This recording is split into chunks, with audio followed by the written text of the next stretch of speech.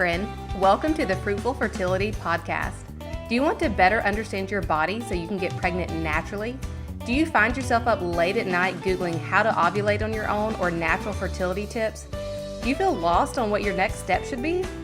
Hey, I'm Tori, a registered nurse, Christian fertility coach, and your new TTC BFF.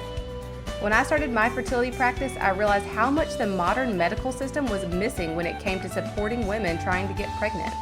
I knew God had called me to this space to bridge that gap and provide more natural fertility support and education. With time and a little trial and error, I found a foundational way to assess infertility cases and get better results. In this podcast, you will finally understand how your body and fertility work, support to stay off that emotional roller coaster, and a proven strategy to improve ovulation and increase your fertility naturally. If you're ready to get started, drop those ovulation sticks and grab a pen because, girl, you look fertile to me.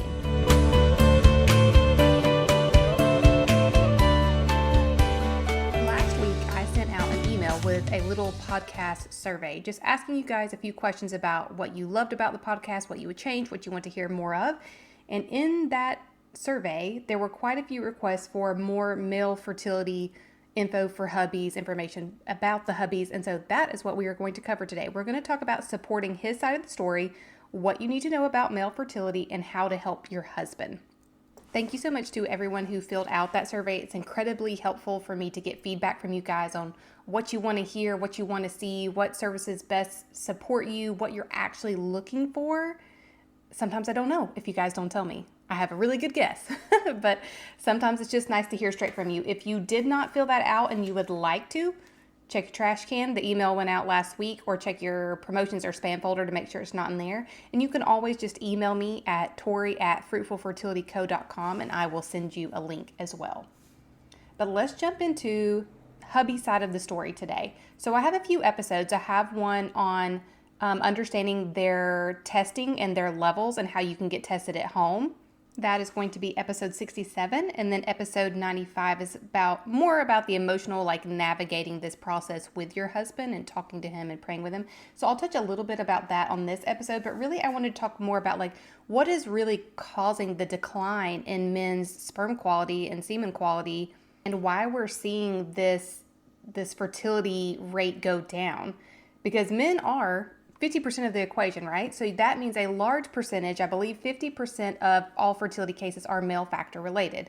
You've heard me say it before, and I'll say it a million times again, but it's nobody's fault, right? This is not one-sided. This is not, you are not quote unquote the problem and he is not quote unquote the problem. This is a group project that we work on together, and we really want to optimize from both sides. So when I even say that 50% of fertility cases are male factor related, it doesn't mean that it's his fault. It just means that's just where we can focus our attention, okay?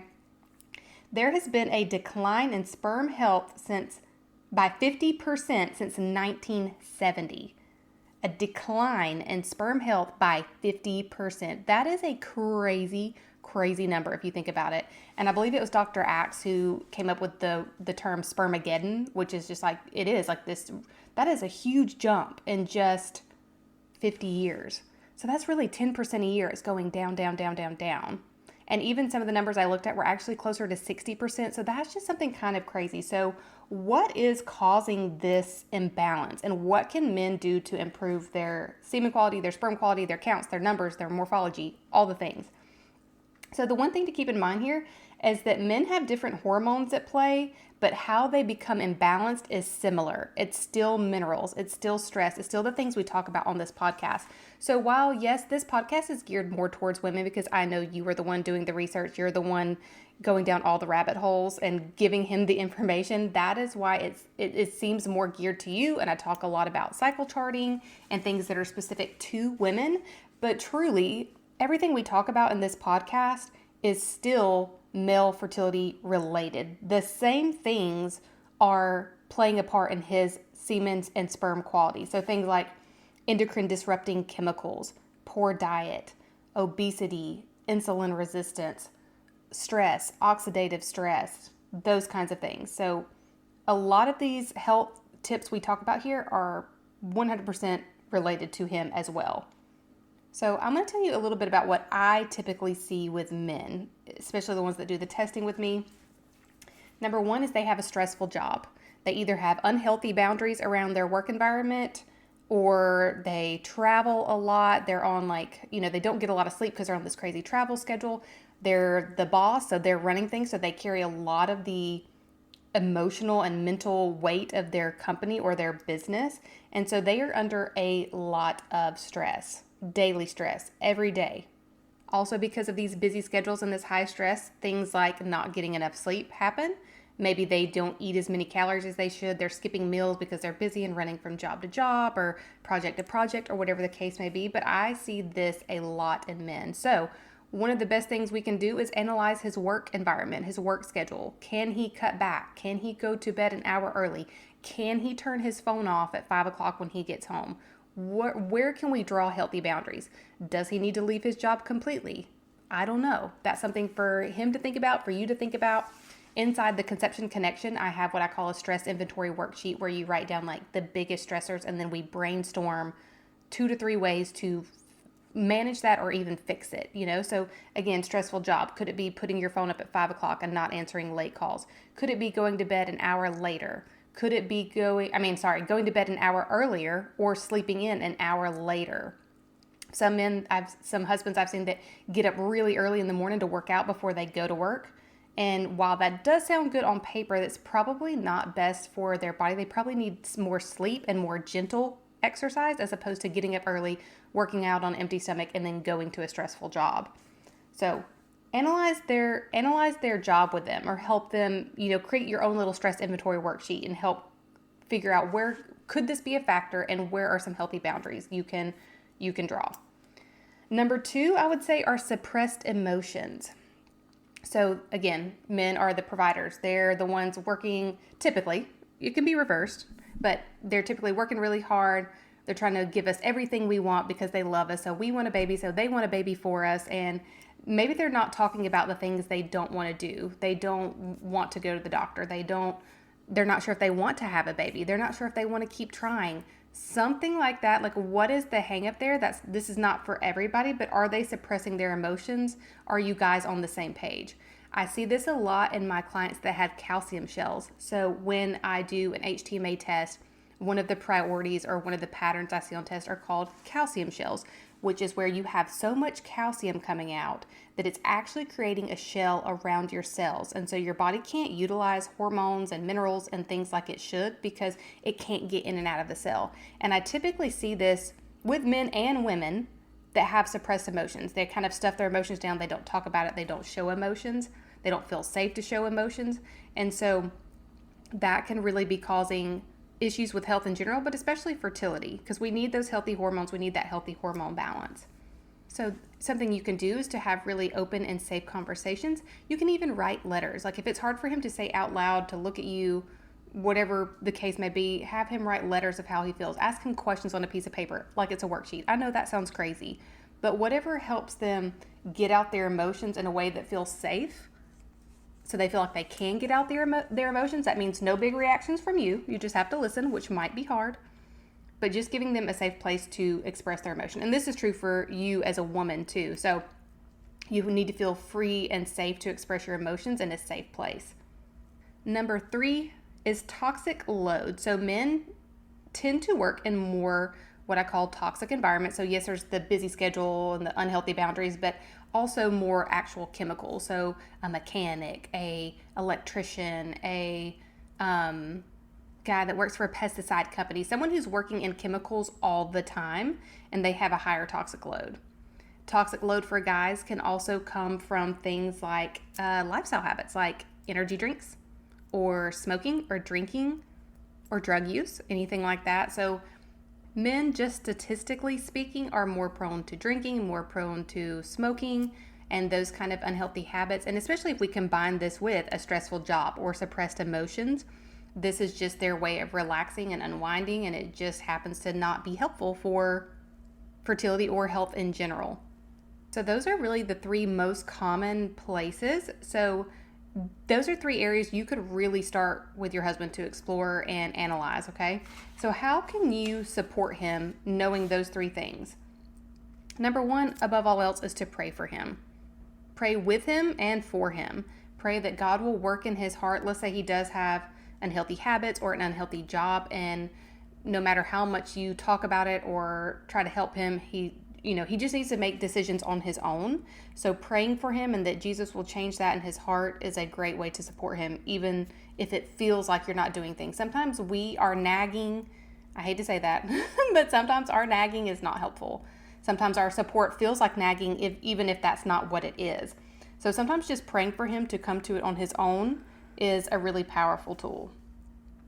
Number 2 is to lead with love and by example. So instead of harping on him about, you need to do this, you need to have better work boundaries, you need to quit smoking, you need to do this. Sometimes if we just lead by example, so maybe we start drinking less, maybe we start working out and we just invite him to come work out with us. Maybe we go for the walk and we just say, hey, would you walk with me? Instead of being like, hey, you need to get up and walk.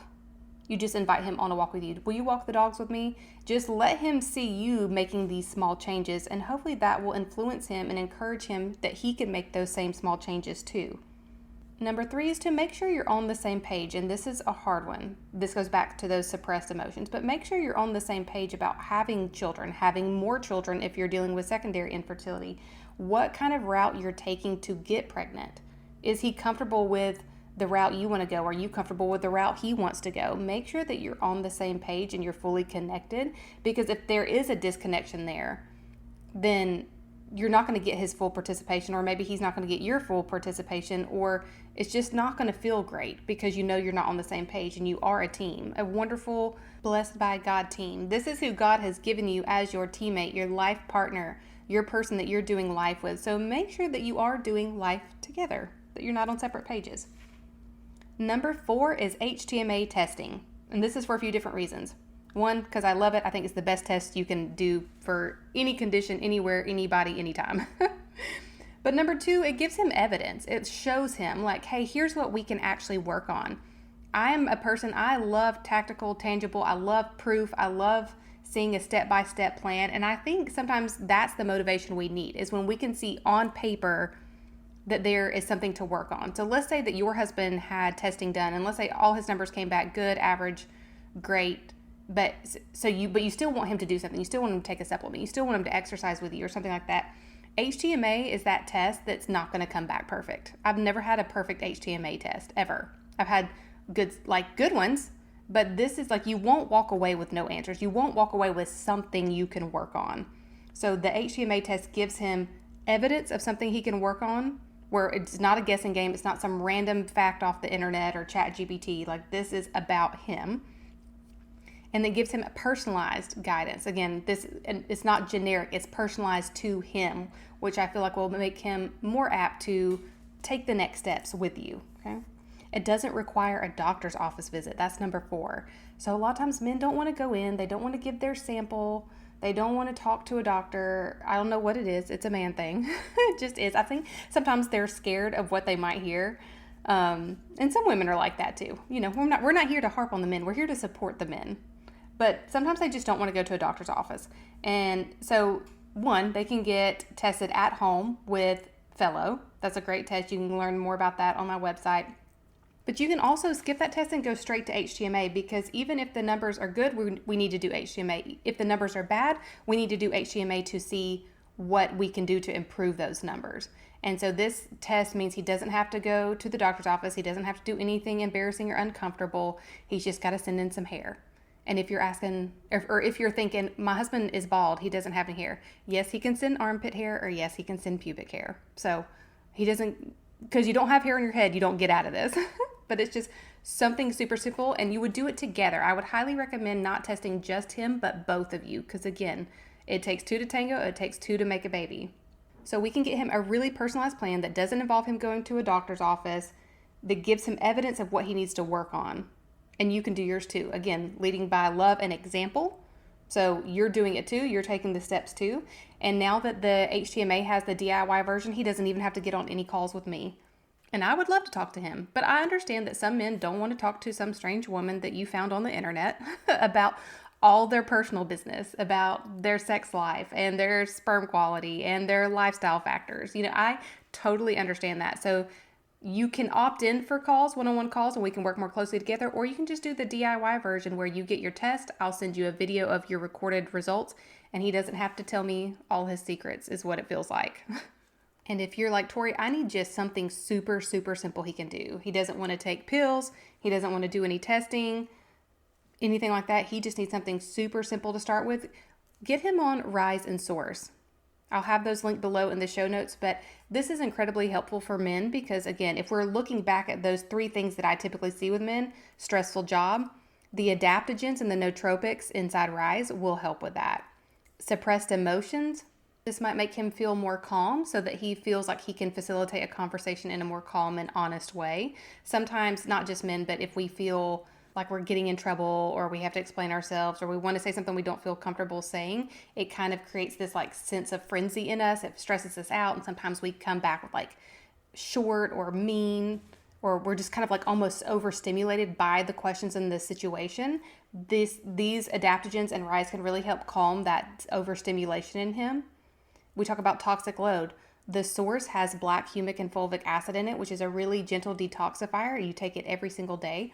So it's something that can help draw out those chemicals, draw out those endocrine disruptors, draw out any mold or pesticides or anything he might be working in on a daily basis, which is going to support his mineral balance and his hormone balance. And especially if he's someone that doesn't like to take capsules, doesn't like to take pills, this is a drink form. It makes a mango lemonade, or right now there's still watermelon flavor available, but it makes it really easy for him to drink. And if he's someone who uses energy drinks a lot at work, this is something that can replace that and actually be healthy and helpful for him to give him that lasting, sustained energy. So he's not drinking sugary, high energy drinks at work to get through the day. So it will improve his foundational health, help improve his fertility, and all he's got to do is drink it once a day. And that's just a great starting point. So again, pray for him, lead with love and by example. Make sure you're on the same page. Let's do some HTMA testing and get him some evidence and some personalized results. And if nothing else, have him start with a Rise and Source daily. Just have him drink it, and that will greatly benefit him. I have all this linked below in the show notes, and just let me know if you have any questions, and I will see you next week. Thanks for hanging out with me today. If this episode touched your heart or taught you something, I'd be honored if you share it with a friend who could use the information too. And if you want to be the real MVP, then would you also take 30 seconds to tap those 5 stars at the bottom and leave a written review telling me what you're loving? It lights me up to know this podcast is really helping you. Don't forget, you're super cute and super fertile, so meet me back here next week and let's keep chatting and learning together.